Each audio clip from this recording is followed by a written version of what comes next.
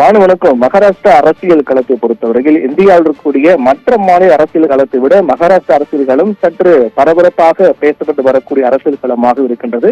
அதற்கு மிக முக்கியமான காரணம் மகாராஷ்டிரா இருக்கக்கூடிய இரண்டு பிரதான மாநில கட்சிகள் சிவசேனா மற்றும் தேசியவாத காங்கிரஸ் ஆகிய இரண்டு முக்கிய கட்சிகள் இரண்டாக பிளவுபட்டு அதில் ஒரு பகுதி பாஜகவோடு இணைந்து சேர்ந்திருப்பதுதான் அது மிகப்பெரிய பேச்சு பொருளாக மாறிய அரசியல் களமாக மகாராஷ்டிரா அரசியல் களம் உள்ளது.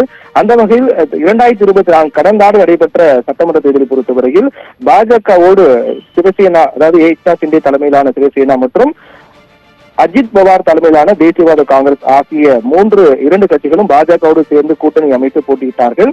அதில் பாஜக கூட்டணிக்கு 132 இடங்கள், அதே போன்று சிவசேனா ஷிண்டே தலைமையிலான அணிக்கு 57 எம்எல்ஏக்களும், அஜித் பவார் தலைமையிலான தேசியவாத காங்கிரஸ் கட்சிக்கு 41 எம்எல்ஏக்களும் கிடைத்தார்கள். 230 எம்எல்ஏக்களும் பெரும்பான்மை பெற்ற கூட்டணி ஆட்சி அமைக்கப்பட்டு அங்கு மகாராஷ்டிராவில் பாஜக ஆட்சி நடைபெற்று வருகின்றது. இந்நிலைதான் மகாராஷ்டிராவை பொறுத்தவரையில் அங்கு முதலமைச்சராக தேவேந்திர பட்னாவிஸ் செயல்பட்டு வருகின்றார்.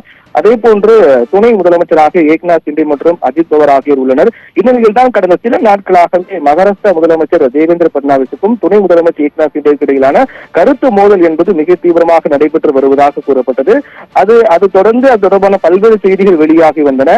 குறிப்பாக ஏக்நாத் ஷிண்டே அவருடைய கட்சி இரண்டாக பிளவுபட்டு கிட்டத்தட்ட ஒரு 40 எம்எல்ஏக்கள் மற்றும் 11 எம்பிக்களுடன் 2022ஆம் ஆண்டு கட்சி இரண்டாக உடைத்து அதற்கு பிறகு அவர் பாஜகவோடு இணைந்தார். அப்போது அவருக்கு பிரிவு பாதுகாப்பு எல்லாம் கொடுக்கப்பட்டது. ஆனால் அதற்கு பிறகு நடந்த சட்டமன்ற தேர்தல் முடிவு வெளியான பிறகு கூட்டணியை அமைத்த பிறகும் கூட அவருக்கு கொடுக்கப்பட்ட பாதுகாப்புகளால் திரும்ப பெறப்பட்டது மிகப்பெரிய சர்ச்சையாக மாறியது.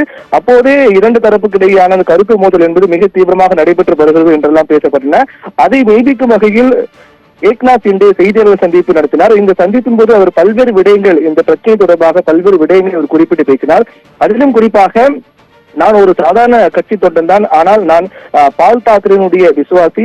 2022ஆம் ஆண்டு என்னை சிலர் இலவாக நினைத்தார்கள், ஆனால் நான் அரசாங்கத்தை கவிழ்த்தவன் என்று குறிப்பிட்டிருந்தார். குறிப்பாக நான் சட்டமன்ற முதல் உரையின் போது தேவேந்திர பட்னாவிஸ் கூட்டணி, அதாவது பாஜக பொறுத்தவரையில் 200க்கும் மேற்பட்ட இடங்களை வெல்வார்கள் என்று குறிப்பிட்டேன். ஆனால் 230 இடங்களை அவர்கள் கைப்பற்றி இருக்கின்றார்கள்.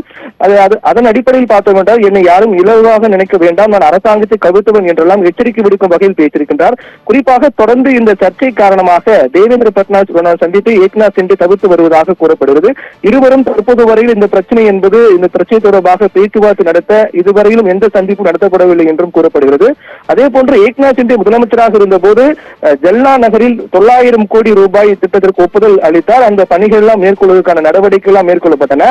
ஆனால் தற்போது முதலமைச்சராக இருக்கக்கூடியவர்கள் அந்த திட்டங்களை அப்படி நிறுத்தி வைத்திருப்பதாகவும், இதன் காரணமாக இருவருக்கு இடையான கருத்து மோதல் என்பது மிக தீவிரமாக நடைபெற்று வருவதாக கூறப்படுகின்றது.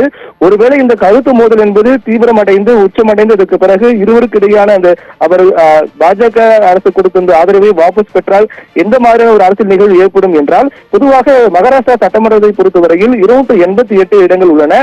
அதில் பெரும்பான்மைக்கு 145 இடங்கள் தேவை. ஆனால் பாஜக பொறுத்தவரையில் அவர்கள் மட்டும் 132 இடங்களை கைப்பற்றியிருக்கிறார்கள். சிவசேனா 57, அதாவது ஏக்நாத் ஷிண்டே 57 மற்றும் அஜித் பவார் தலைமையான தேசியவாத காங்கிரஸ் 40 இடங்களை கைப்பற்றிருக்கிறார்கள். இப்படியாக 230 இடங்கள் ஒட்டுமொத்தமாக சேர்ந்து பாஜக ஆட்சி நடைபெற்று வருகின்றது. ஒருவேளை இந்த மோதல் என்பது அதிகரித்து ஏக்நாத் ஷிண்டே பாஜக கொடுத்த ஆதரவை வாபஸ் பெறக்கூடிய சூழல் ஏற்பட்டால் அப்போதும் பாஜகவுக்கு ஒரு பெரிய சிக்கல் ஏற்படாது. ஏனென்றால் ஏற்கனவே அஜித் பவார் தலைமையிலான தேசியவாத காங்கிரஸ் 41 எம்எல்ஏக்களோடு பாஜகவோடு கூட்டணி அமைத்திருக்கிறார்கள். அந்த வகையில் பார்த்தோம் என்றால் ஏக்நாத் ஷிண்டே ஒருவேளை பாஜக கொடுத்த ஆதரவை வாபஸ் பெற்றாலும் கூட பாஜக அரசுக்கு ஒரு பெரிய அளவிலான பாதிப்பு சிக்கல் ஏற்படாது என்பதால் அங்கக்கூடிய அரசியல் நிலவரமாக இருக்கின்றது. இருந்தாலும் இந்த பிரச்சனை என்பது மகாராஷ்டிரா அரசியல் களத்தில் மீண்டும் ஒரு மிகப்பெரிய பேச்சு பொருளாக மாறி இருக்கின்றது.